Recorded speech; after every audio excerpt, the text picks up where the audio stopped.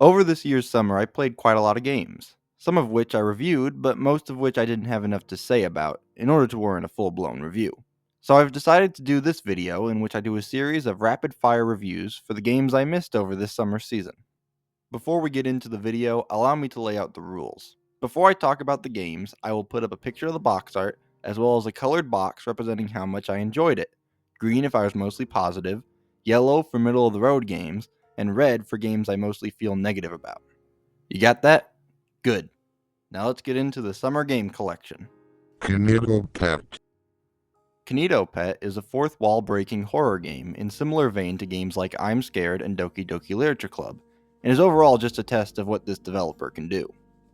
So, while Kinito Pet isn't all that scary, it does feature a certain amount of creativity, especially in the puzzles, that's very commendable. It's only $5 on Steam, and I definitely recommend you go check it out, and also that you should go into it without knowing anything. Starstruck Vagabond.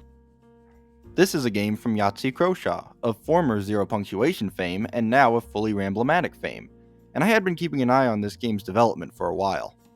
I talked before in my Balatro review about how I like podcast games, and it seems like Starstruck Vagabond had podcast game directly baked into its DNA, and is extremely relaxing to play, which is helped out by the music, which is done by the guys who did the soundtrack of BPM, Bullets Per Minute.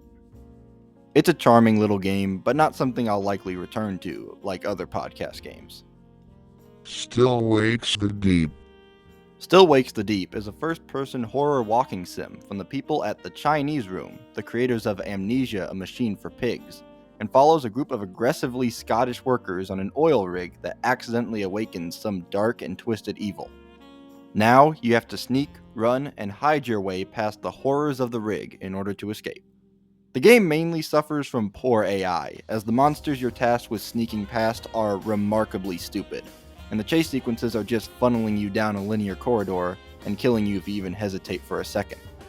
I will say I found myself greatly enjoying the characters and story, with incredible performances from the voice actors, but even that was ultimately undermined by the lackluster ending. Also, why do the subtitles translate the Scottish actors as if they're speaking a different language?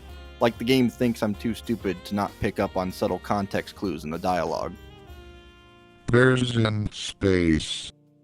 Bears in Space is actually hard for me to rate because I actually really enjoy the gameplay and found it extremely enjoyable. When it was muted, the problem with Bears in Space stems from the fact that it's a comedy game that isn't funny. I know comedy is subjective, but I just found all of the jokes in this game to be more annoying than entertaining. In other words, it's a good game brought down by forcing itself into being a comedy. And when something is built on comedy, then you have to be confident that your jokes are going to be able to land. Otherwise, the whole experience will fall apart. Arctic Eggs. Now, let's talk about a good comedy game.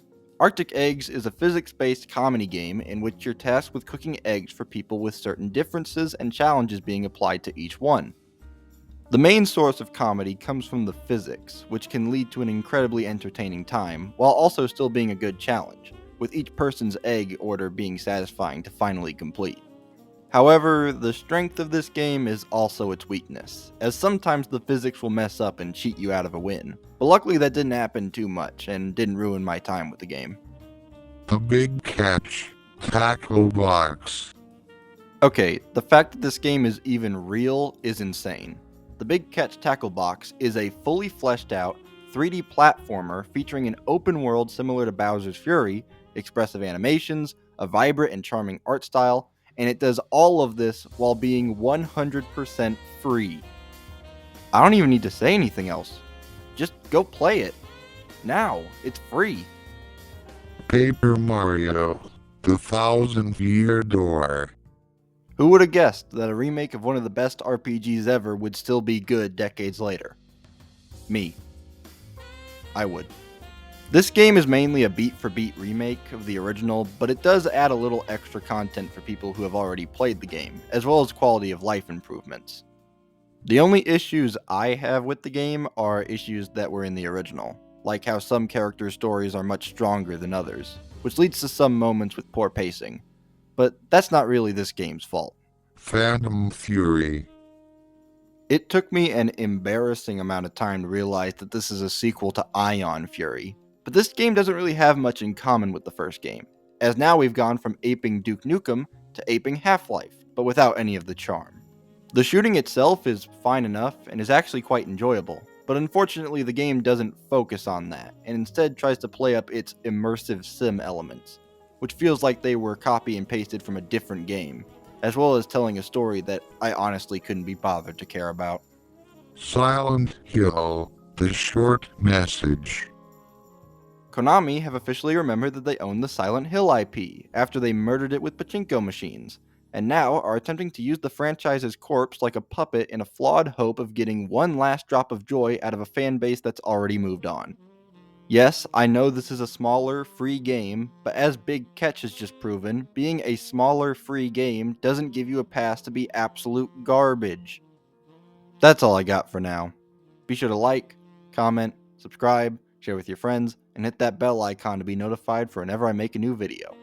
The next review should be the Summer Movies Collection, so if you're interested in that, or interested in supporting the channel more, then turn on notifications and check out my other videos. Okay, that's it. Bye.